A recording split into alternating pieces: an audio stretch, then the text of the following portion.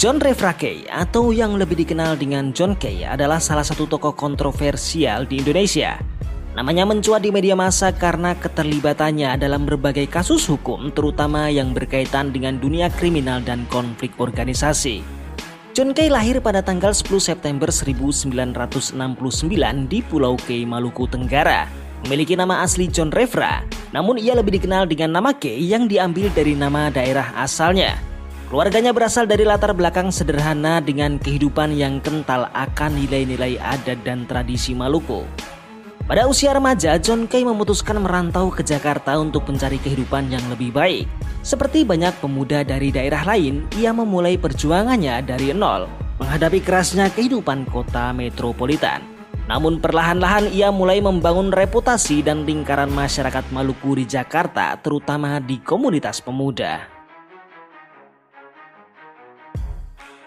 John Kay mulai dikenal di kalangan masyarakat urban Jakarta pada era 1990-an.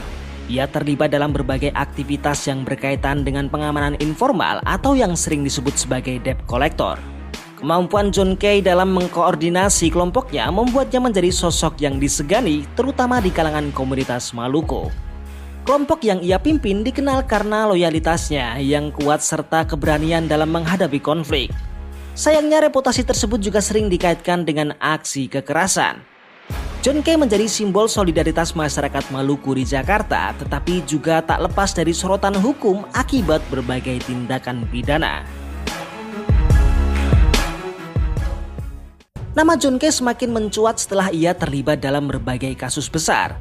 Salah satunya adalah kasus pembunuhan bos PT Sanex Steel Indonesia, Tan Haritantono atau yang lebih dikenal dengan nama Ayung. Kasus ini berawal dari perselisihan bisnis antara John Kay dan Ayung, seorang pengusaha properti dan hiburan di Jakarta. Perselisihan tersebut diduga terkait dengan uang sebesar 600 juta rupiah yang menurut jaksa dijanjikan oleh Ayung kepada John Kay sebagai imbalan atas bantuan tertentu. Namun negosiasi antara keduanya tak berjalan mulus dan berujung pada konflik. Pada tanggal 26 Januari 2012, Ayung ditemukan tewas di kamar 2701 Swiss Bell Hotel, Jakarta Pusat. Tubuhnya ditemukan dengan luka tusukan yang parah, menunjukkan adanya kekerasan yang brutal.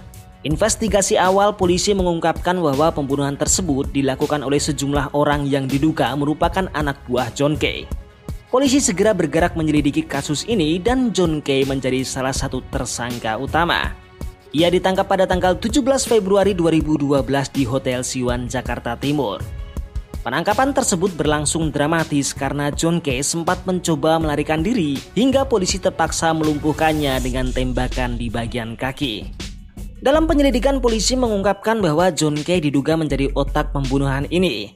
Ia dianggap memerintah anak buahnya untuk menghabisi Ayung meskipun John Kay sendiri tak berada di lokasi saat pembunuhan terjadi.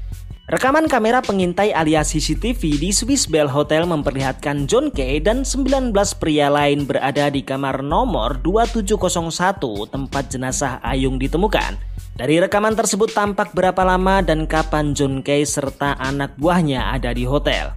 John Kay terlebih dahulu keluar dari kamar, sementara semua anak buah John Kay menyusul sekitar 3,5 menit kemudian. Mereka meninggalkan jasad Ayung bersimbah darah.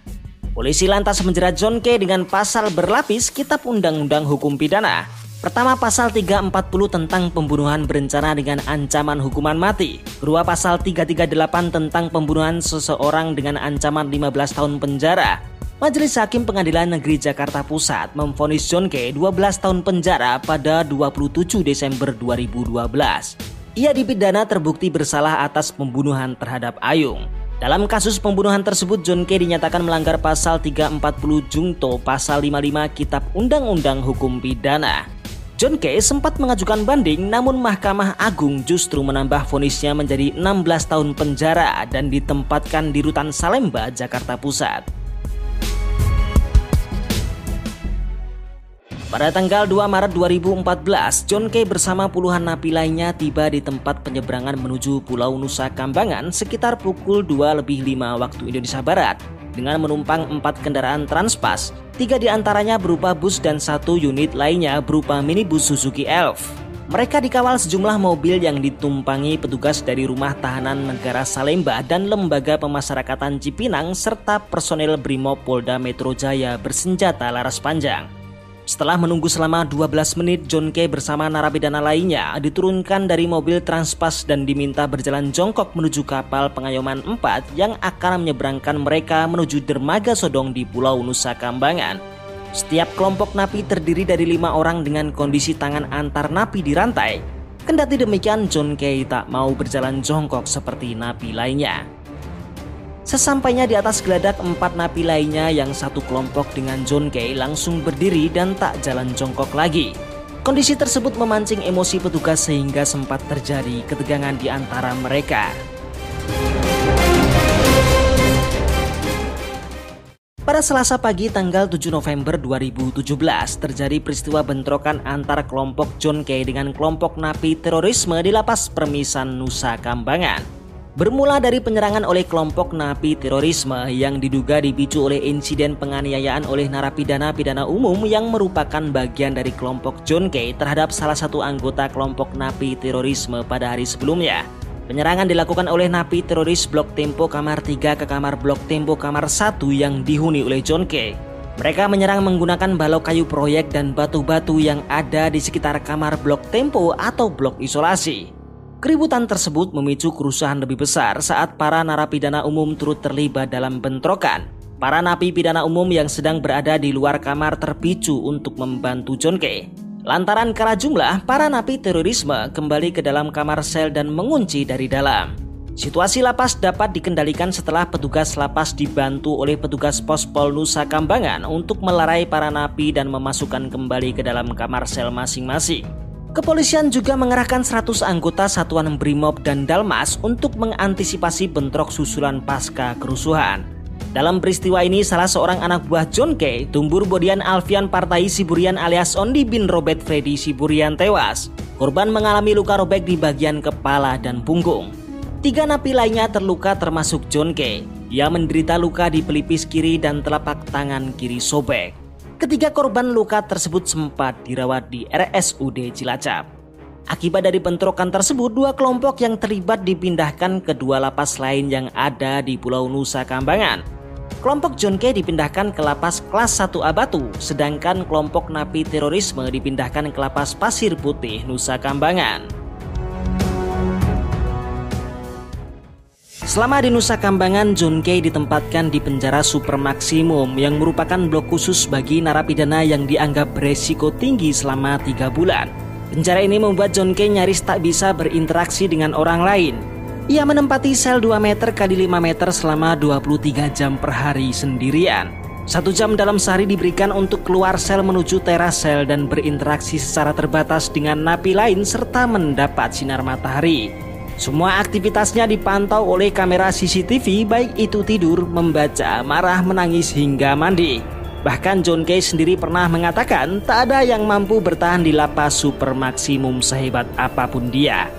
Karantina selama berbulan-bulan dan interaksi dengan orang lain membuat John K memiliki banyak waktu untuk berkontemplasi. Dari sanalah ia mulai muncul kesadaran tentang Tuhan. John K sempat berujar akan menjadi pendeta jika ia keluar, dan jika ia masuk penjara lagi ia ingin menjadi pengabdi Tuhan. Setelah hampir 6 tahun mendekam di balik jeruji, John K mendapat pembebasan bersyarat pada tanggal 23 Desember 2019. Selama menjalani pidana, John K mendapatkan remisi 36 bulan 30 hari. Berdasarkan perhitungan, John K baru akan bebas murni pada tanggal 31 Maret 2025. Namun setelah memenuhi persyaratan, John K diberikan program pembebasan bersyarat sejak 26 Desember 2019 dan masa percobaan hingga 31 Maret 2026. Namun kebebasan John K tak berlangsung lama tanpa masalah.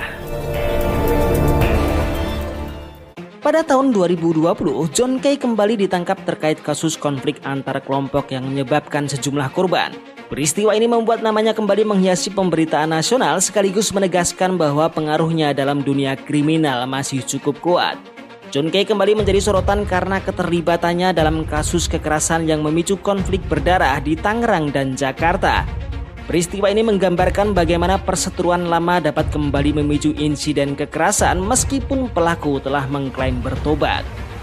Pada tanggal 21 Juni 2020 terjadi dua insiden kekerasan yang diduga saling berkaitan. Sekelompok orang yang menyerbu rumah Nuske yang merupakan sepupu sekaligus mantan rekan John Kay di kawasan perumahan elit Grand Lake City. Serangan itu menimbulkan kerusakan pada properti dan kelompok tersebut menembakkan senjata api yang menciptakan kepanikan di lingkungan perumahan. Akan tetapi Nuske berhasil selamat dari serangan ini.